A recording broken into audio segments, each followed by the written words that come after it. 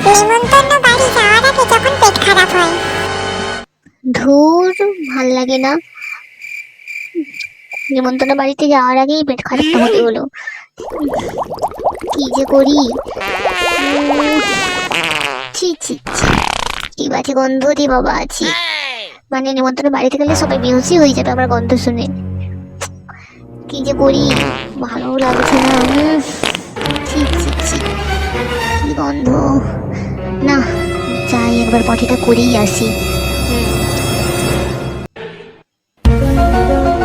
উফ বাবা, একটু শান্তি পাওয়া গেল।